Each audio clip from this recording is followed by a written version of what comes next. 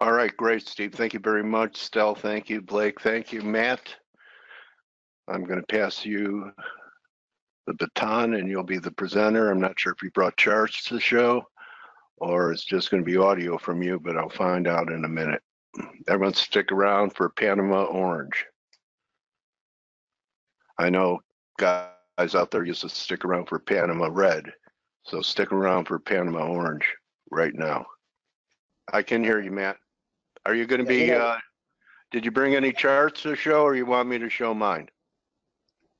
You can show yours. I'm on my phone, and I'm not that savvy with GoToMeeting. I'm used to like Skype and other formats. Okay. So you got it. I'm just trying not to crash or back out accidentally or anything. Okay. So it's a whole different. Every time I come in, I've only used GoToMeeting like once every few years. All right. And are you driving right now? I'm not. I'm stationary. Okay. All right. Good. All right, wanted to ask you. All right, so why don't we get right to it, and I could go to the chart. I know you pay attention to metals. Silver's been sideways forever. I think you talked about a diamond, and the breakout happened, lasted a day or so, and now we're back in this range. What do you think in the PMs in here, Panama? Well, the diamond pattern is big. That's a multi-year monthly pattern. If you go out to the monthly, the weekly, really. I have a lot of fundamental feelings on silver that are pretty well foundationally. Let me just to go back to if anyone's hadn't heard my presentation last time. I've been on StockTwits, like 10 years. And just to give a real quick bio, I was actually on the police in Hurricane Katrina in 2005, which I talked about previously. I'm not going to go too much in detail on that, but that did kind of give me an appreciation of the fragility of systems and how quickly things break down, and the dangers of going with consensus. That doesn't mean I'm always contrarian, but it does mean that things are getting increasingly fragile the way they're set up. And going back to silver, of course, is pushed around by the FX markets, and you guys talk a lot, I could see, about FX markets and currency. And that jobs report Friday, the thing that was completely glossed over was that the prime age labor participation actually went down, age like 26 to 55, and that level is about 4% lower than the highs in 2007, even though the stock market is 10,000, the Dow is 10,000 points higher than that. And that's a really sort of untenable situation, because you keep hearing, labor participation is going down, but they keep saying, well, that's okay, it's just retiring baby boomers. Well, even if you want to say it's just retiring baby boomers, very few people are retiring into more money. Very few people are getting their pensions, getting Social Security, whatever, and then having more income. Either having 80% of your previous income or 70%. It's a step down. So that first of all, that's obviously a negative for the economy. And we've heard other people like Harry Dent come up with scenarios why that's bullish for the dollar. But we see maybe Matt, you'd be interested in my retirement plan. Do you know what it is? Soylent Green? I don't know. What? No, just slumping over on my keyboard. What do you think? You like that? Zero commission for that plan. Unlike other, it's not an annuity. Anyway, just another option for you. Right. Well, going back to the fundamental basis for silver and why the economy is weaker than it looks. The second aspect is that housing right now, and there's been a number of articles about this, the gap between house prices and wages is much worse than during the last bubble. Like it is, and people just, that's obvious. You don't even, people come up with excuses for why they'll keep going. But yeah, when easy credit, when the Fed kept printing, when the Fed kept pushing rates down, people go out and they buy real estate. They do that in China. They do that in Asia, Europe. They do that. Show me any country in the world where credit gets loose And people go out and they buy more real estate than they should, and they start speculating in real estate every time, every culture, same mistake every day. So do we need a full-blown financial crisis worse than 2008 for these metals to perform? And if it is that bad, perhaps it would be deflationary. I don't think it would be deflationary this time, especially with the thing about metals is before 2008, when metals went down with stocks in 2008, 2009, they hadn't been crashing like this, especially silver, for like 7 years in a row. So we already had the crash in silver that was so bad that they're now mining silver, and they've been mining silver for years beneath the cost of, they're selling it for cheaper than it costs to pull out of the ground. It's underproduction. What's their break even? What's their break even? About 17? Well, based on the spread of different articles I've read, it's estimated to be about high 16s to low 17s because of the cost of oil right now. It's through the roof, and the cost of petroleum distillates, and the cost of running a gold mine, running a silver mine. The main cost is always energy and oil. Always. Right. That is your main cost. No one's plowing mines of Teslas, or there's no clean energy way of getting metals. It's a very dirty, energy-intensive process. Okay. And right now, based on and too many people talk about the gold-silver ratio, but if you really look at the silver to oil ratio, silver is now cheaper than when it was $13 when it crashed to in late 2015. Because back then, oil was like in the 30s. Oil was half of what it was now. So back then, you could say, yeah, silver's 13, but look, oil is like $30. So, and look what silver did after that. It went from 13 to like 21 that summer, like a lightning bolt. That was an insane move. And that was just because of the panic of Brexit. That's all it took. And it's the same sort of setup in silver now, where it doesn't need a full collapse to go higher. And there's so many scenarios that could take it higher. What's your favorite one? You think is like on the horizon, near term? Could it be something with Iran? Well, I personally, I think people are focusing too much on Europe right now. And just to step back a minute, I really became a big metals bull in 2015. And it's funny, I found out Jesse Felder, if you're familiar with him, and he's on Twitter, and he used to work for Bear Stearns, and he's a pretty prominent commentator. He too became a big precious metals bull in 2015. So I'm not like a perma bull. It's more of one of those things I kind of woke up to later. And I didn't like the bubble in 2011. Really kind of repelled me because there was so much obvious pumping, and there was the Alex Jones crowd and the Zero Hedge crowd, who now chase cryptos, which is kind of funny that they just completely lost interest in it and chased another bubble. And then look what that caused. 20,000 in Bitcoin, and then it went to 6,000 so quickly. Just like in 2011, when they actually the silver spike in 2011 was caused by the YouTube gurus and all these pumpers who sent up to 50, and then that caused a crash down to 26, and then went into the teens. And they're not going to be around. So many of them have given up or gotten wiped out, or they're not going to be around for the next leg up. And that's why the next advance in silver is much healthier, because it doesn't have all those sort of sleazy people that kind of repel you, like when you want to buy silver and you see all these people being attracted to it, or who are kind of, and they've been cleaned out.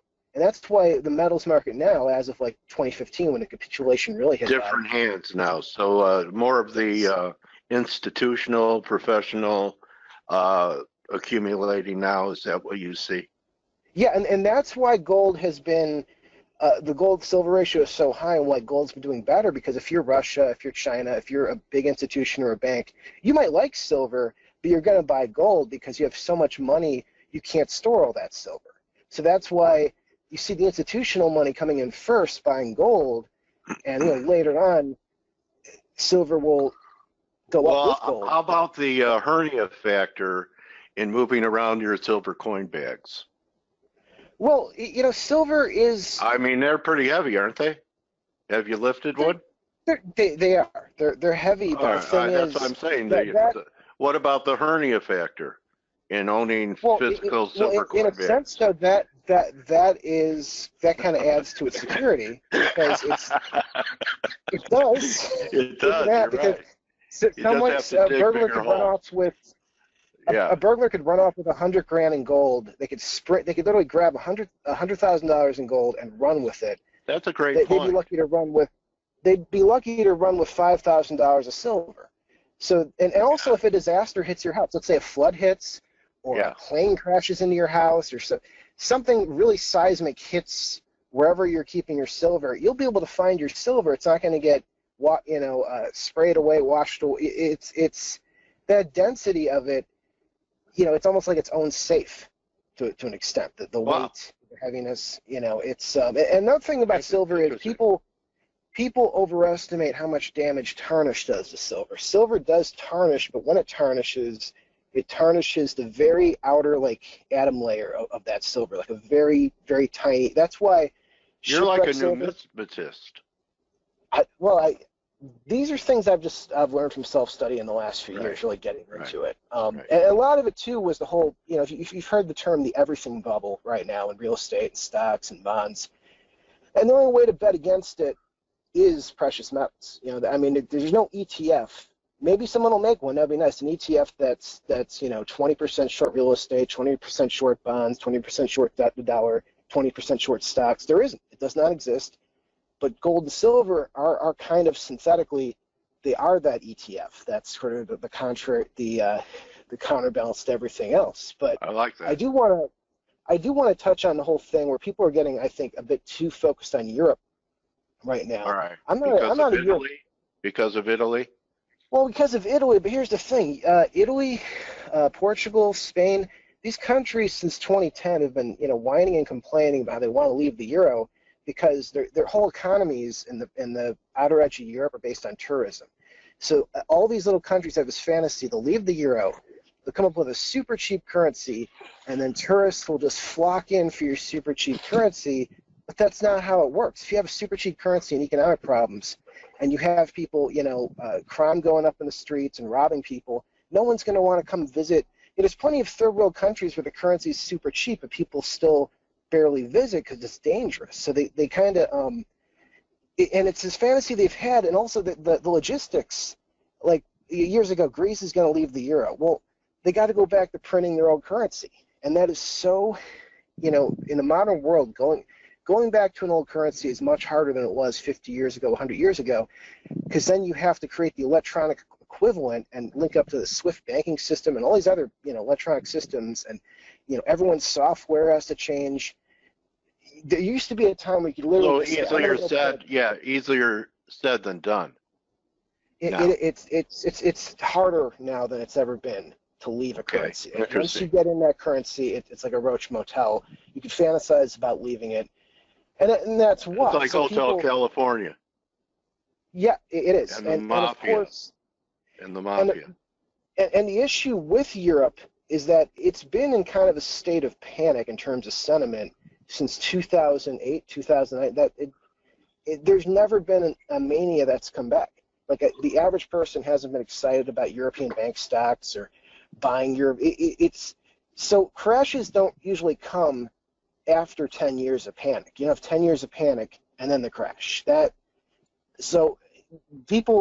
next crash is not, it's going to start where crashes always start, where the optimism is. Show me where the peak optimism is, which is obviously the US and the NASDAQ and other tech stocks. Yes. That's where crashes manifest out of optimism. And that's one reason really under Obama for 8 years, we had lots of mini crashes. We never had quote unquote big crash. Let me ask you this, Matt. I asked some of my team this today. When's the last time you've seen NASDAQ pushing to new highs and the S&Ps couldn't even recover 61.8? The glaring divergence with NASDAQ at new highs and the S&P and the Dow not even close. Is there a market message in that? Yeah, and that is, there's a lot of small retail traders chasing a small number of stocks, which is a really bad sign and something you see at tops historically. And it's I've never seen a again, gap this big, and I've been around a while. I remember when well, they first started trading SPOOs, but I've never seen the S&P so far off the high. Even in 2000, I don't think the S&P was that far off the high, even though NASDAQ was the bubble. So I just don't know, what does it mean? The NASDAQ's going to continue to drag up the underperforming markets to new highs, or what happens when you get a NASDAQ top and relative weakness doesn't have kind of like a air to its back, tailwind of all the NASDAQ going up. What's going to happen to markets that are failing to make new highs? Well, the one big problem with the markets right now is the most confident traders and investors are people who, frankly, watch a lot of Fox News. That's kind of like almost the epicenter of the bubble. And a lot of them are over the age of 60. And some of them are buying stocks, which is something you probably, not something you should be investing in at that age heavily. And that's not, they don't have infinite pockets at that. You're taking a demographic and having them engage in speculative behaviors that demographic usually does not do. And that happened in Japan to an extent too, and that's kind of why Japan's kind of our future in terms of when the market crashes again. They're going to devalue the dollar to the point that gas will be like $9 or $10, and food will be really expensive. Well, it'll be it won't be Weimar. It'll be like Japan. It'll be where everything is just stupidly expensive at the expense of saving the banks over the people. I mean, whenever they get into a situation where it's either choosing between helping the average person or helping the banks or helping the big institutions, they always go with the big institutions. But demographically, there is a weird bifurcation. I don't know if you've seen this, but the percent of millennials living at home has been rising. And home ownership is really, it's almost, most people who own homes are over the age of 60 right now. That's why you see those like reverse mortgage ads constantly. Right, yes, okay. So that demographic is doing great. People over 60 have never done this well, but that's not a good, people that age, they don't start new families, they don't do a lot of consumer spending. You want young idiots out and spending. You want people in their 20s and 30s just blowing money, and that's what drives an economy, is people that age doing impulsive, stupid things. And people who are over 60, they're careful, they're more careful, they're more experienced, and putting money in their pocket is just not, there's this weird imbalance. If you look at like all the gains, for example, you hear about non-supervisory wages and supervisory wages. You look since Trump got elected, the supervisory wages have gone up, but for the 80% of people who are non-supervisory, they've barely gone up at all and mostly been sideways. What do you think of this real estate statement? And it kind of left an impression with me because I remember it. So, we're talking about all the housing stock shortage, especially on the low end. And you're talking about, it's the baby boomers that have their house and they're taking out reverse mortgages on it. But you think when people talk about housing shortages and possibly, baby boomers passing it on, one thing Harry Dent said, that houses don't die. The people in them do, but the house doesn't, unless it's left in complete disrepair. So do we really have a housing shortage? Huh? We do not. We do not at all. Especially like here on the northwest side of Chicago, the neighborhood I'm in right now, which I can see the amount of people here who own houses. They average over 60, many over 70, and they have 5-6 empty bedrooms. And that's sort of a situation you're seeing statistically across the country. Lots of baby boomers sitting with huge houses, tons of empty rooms in those houses, and a lot of them, because their health care is, they don't want to leave their doctors. They're going to live a long time on that, sitting on that. But it's also the property taxes are just killing them. And here's the thing about flipping. We have a higher percentage of house flippers in the market now than we ever did in 2007. And a lot of that has been because of the drop in prime age labor participation. I mean, you look at 4 or 5% less people between the age of 26 and 55 are working now than 2007. That's horrifying. That's not a good job market at all. So what do a lot of those people do? Well, they go out and they become flippers, or they become investors in housing. And that's great until you have a rising interest rate environment, and then you've got the property taxes, you got the maintenance. When you quote unquote invest in housing, there's all these other, you can't, first of all, it's an illiquid investment. That's why. How about the cost of buying and selling, even if you get a good deal, like 1.5%, 2% in and out? Oh, that pretty too. heavy On cost, top of the right? maintenance, on top of the rising property taxes. You look at almost any big city in America, and property taxes are just going up constantly because their pensions are underfunded and their infrastructure's falling apart, and it's this black hole effect of you can only you have to invest near a city, but then when you invest in a house near a city, your property taxes are just through the damn roof.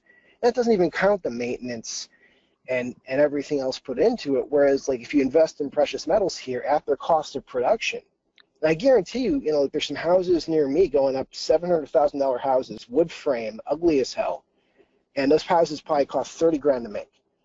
Right. But if you're buying silver right now, you're buying it at the cost of pulling it out of the ground, actually a little cheaper. So you're getting it at cost, so to speak. You're getting it wholesale. Another good point. But here's the maintenance of gold or silver, whichever you want to buy, compared to the maintenance of some real estate you bought, it's not even in the ballpark. Because exactly, it's like gold is indestructible. You could literally hide gold in your oven, like in the broiler under your oven. Well, hey, I do recall a tweet, and it was a great tweet. Maybe it happened a little later, but you were talking in gold that we were going to have a quick washout under 1,300. Remember that? And you said, but it wouldn't last long. Okay, so great call. The event happened. I think I had a 1286 number, went there. Are you impressed with its recovery after that washout, or were you expecting it to rebound, come back faster after the washout? At this point, I really think silver, I like gold technically on the chart. Well, I'm just talking about this day. You called it right here. If you look at the screen, you're saying, okay, I'm looking for a quick washout under 1,300, maybe 1,290, 1,280, but it won't last long. So this is the event, and here we are now. Hasn't done anything wrong yet, up and pulling back here. But are you a little surprised that we didn't have the kind of rebound once we took out the 1,300 bulls? We were only able to close back above it once, and does that give you pause, at least short term? Because I know you're talking long term, but I've seen some of the charts you sent me either through DM, mainly mostly through DM, but you also have some shorter term views on the action of the market. How do you think gold's acting after that washout? It's right in front of you. Well, I think a lot of that has been because of the move in the currencies and the FX. We had this European panic come out of nowhere the last few months. Strong dollars inhibited it. Right, which was on top of, like I said, I think the Europe story is so played out over the last 10 years that it's like, okay, it's nobody's surprised to hear anything bad out of Europe. Nobody wakes up, hears something bad out of Europe, and goes, oh, I had no idea. So I think the FX markets are really kind of overreacting to that, and that does, that might change the scenario of having that quick bounce. I do think that you were talking about the peace summit or with North Korea. Once that was announced like 3 months ago, I think it was obvious that was going to happen because North Korea leadership has no ideology except they want to be rich. And they want, champagne, and they want, the North Korean leadership's been like that for decades. So when they say, hey, we want to cut a deal, give us some stuff, as long as you give them whatever they're asking for, give them some, so once that was announced, that was definitely going to happen. There was not like we're going to go to war later on or it's not going to work out. That was 3 months ago. So yeah, every day Trump and Fox and everyone, they're going to say, wow, this big peace deal. But you can't keep bringing that story up every day and act like it's going to have the same impact. It's getting a little, that's getting a little dragged out as well. Yeah, well, so maybe it blows up then. I don't think it blows up. I think, I heard years ago there's an interview with... it's going to be a get-to-know-you meeting, is what he's saying. Getting to know you, getting to da-da about you, Kim Jong-un. Well, they're very similar. Trump and Kim Jong-un, if you look at like how they, having the rich dads and their style, it's very, they're not going to have a problem getting along. And one thing I was saying, and this is, I was a big fan of Jim Rickards. I have been for years. So you're familiar with Jim Rickards. I interviewed him. Yeah, I'm still a big fan of him. But one mistake I think he made was he had a lot of sources in the intelligence community, and he was very committed to there's going to be a war with North Korea scenario. Yeah. He got a bit too locked into that. And I was always saying, even last summer, if there's ever a war with North Korea, it would be us hitting them with hypersonic missiles, and those hypersonic missiles would take them out within like the first day. They come in, many times the speed of sound. You can't see them on radar. You can't see them visually. We would use very low yield nukes, bunker busters. And there never would have been, even if this went hostile and we never had a negotiation, there never would have been a big war with North Korea. It would either would have been like a 2-day war, a 1-day war, or a peace deal. So there was never a scenario where it was going to be the next big war. Like we could have the next big war with Iran. That could absolutely happen, especially after the embassy, the whole shooting around where all those protesters were shot near the embassy. And if you're the Iranian leadership, yeah. Well, if you're the Iranian leadership, it's not a good look to be negotiating with the U.S. when the Mideast whenever Israel does anything, the Mideast blames us because we still cut really big checks to Israel. We give them a lot of money for their military, for their equipment. So anything they do wrong, we're going to get blamed for it. It's like they'll drag, it's even if we didn't tell them to do it, we didn't authorize them to do it, doesn't matter. We take the blame. So the next big war. Well, it's easier for us too now because Obama distanced himself, did not approve moving the consulate to Jerusalem, and didn't make his first trip to Saudi Arabia after elected. So it's kind of. But he kept he kept the checks coming to Israel though. He never cut off the funding. Oh no, he's the best president Israel's had in a long time. That's what I'm saying. So they have a reason now. They have a bigger reason when Israel runs afoul with our kind of overt support of them by moving the embassy there to Jerusalem and by cutting off the peace deal. The media can play it that way, that, this is overt support for Israel. Yes or no? I think all Trump had to do was at least tweet or say, like, hey, you probably shouldn't have shot that many protesters. But he didn't. He could have just at least said, like, oh, well, like when he pretended to be mad at Assad so many times, when he blew up an airstrip a year ago, and then, a few months ago he blew up an empty warehouse or something. He at least pretends to be mad at Assad. But like when Israel shot all those protesters, he didn't even pretend. You have this hard line appealing to the evangelical vote, which in 2018, I'm not sure that's really the way to go. The hard line. Most of the world doesn't want to see unarmed people getting shot. And the way Israel should have dealt with this is they have a lot of money. They should have had a well-equipped riot squad. They should have pepper gas, rubber bullets, shooting people just with rifles. That's 50, 60 years ago stuff. In 2018, if all this modern non-lethal technology, at least try that route, and don't go straight to the shooting people with slingshots, because that, even if you're right and that's your border or whatever, you're going to look.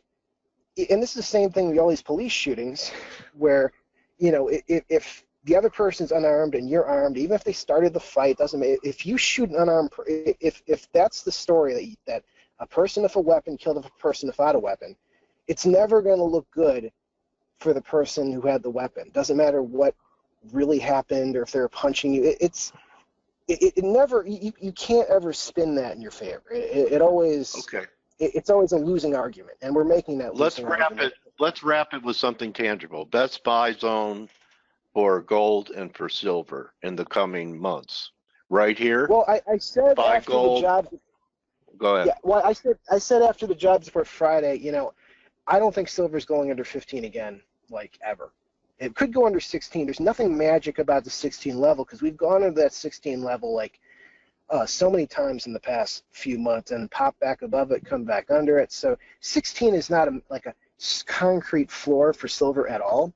But I do think anywhere in the 15s, what you do is you go to AppMex or you call them on the phone. You know, they got great customer service, or SD Bullion on the phone, great customer service, and you buy generic bars, or you buy.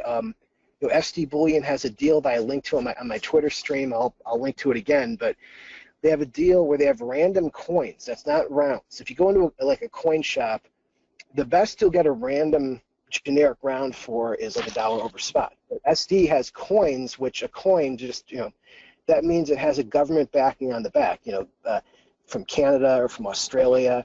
If you're looking to get into silver, the best coins, the best cheap coins to buy are the Philharmonics, the Austrian Philharmonics, the Perth Kangaroos, or the Silver Britannias. And you can find all these for about $170 over spot, $160, $150 on sale right now, like Provident and SD Bullion. And these are great coins. You know, Eagles tend to be a little overpriced, I think. They're very high mintage. But the Philharmonics, Kangaroos, and the Britannias, you could always find those somewhere on sale for a little under $2. But the best customer service I've found for buying physical is SD Bullion and AppMex, but you do have to be home from like 9 to 5 to answer the doorbell and sign for the package. So if you can't do that, if you can't sign for the package at the door, then find a local coin shop, you know, find a few, price them around, and just buy generic. Because when you go to a local small coin shop and you buy, you know, coins, they might have Britannias and other things, but the small shops tend to kind of overprice coins. Right. Right, because they don't have the volume. They don't. It's kind of a death spiral because they have to charge more money to keep the lights on, just like we have this retail apocalypse going on, which explains why the labor participation is through the damn floor for people aged 26 to 55. And you know, we have this fantasy the jobs market is heating up and improving. There's no way in hell, and I haven't seen one economist make the argument how people aged 26 to 55, how could be this low and like 4% lower than 2007 and going down on Friday at the jobs report if the job market is improving, because that is the prime age they should be working in that age group. But you know, not to get too far off, but yeah, anywhere under 16, I think silver is a buy. Okay. And with gold's a bit trickier. Gold is trickier because it's about $100 over its cost of mining, or like 90, 80.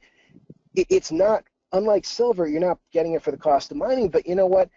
That's still stupid cheap. There's very few products you could buy for that low of a profit margin. So gold is not expensive either. What's production price? 1180, 1200 in gold? High 1100s, yeah. So if gold were to say go to like 1190, it would then be as cheap as silver is now. But the problem is if gold goes to 1190, silver is going to be like 15, and once again silver will be cheaper, you know, but that could change. You know, silver could decouple, and then here's where I think silver could go if gold goes that low.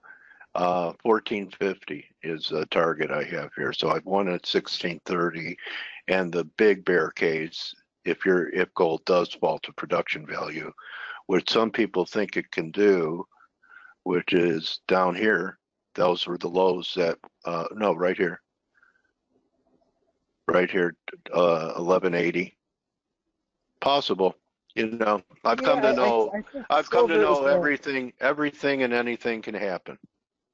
But great advice. I don't think silver will close another day.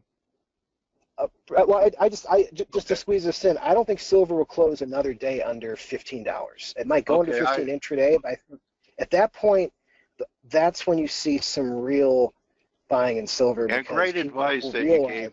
Great advice you gave the community on, you know, price levels and what kind of coins to buy to take possession of.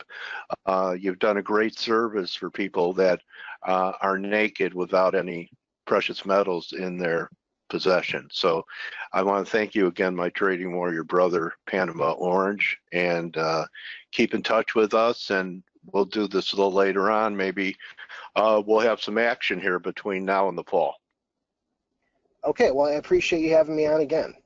Okay, Matt, thank you very much, everybody. That's a wrap for Turnaround Tuesday. The Turnaround Tuesday trade. How's it working? You know, S&P is from 2748. Looks like we could get a third drive up here. So you had 4 or 5 handles. I'd be looking for a potential another short up here. Here's 1, here's 2. Think it's worth a shot. Maybe 2755-ish if it gets back up there. Anyway, that worked for at least a day trade. I'll see everyone tomorrow. And have a great day, great session. Remember, don't just count your pips, count your blessings. See everyone tomorrow. Adios. You're welcome, Ed.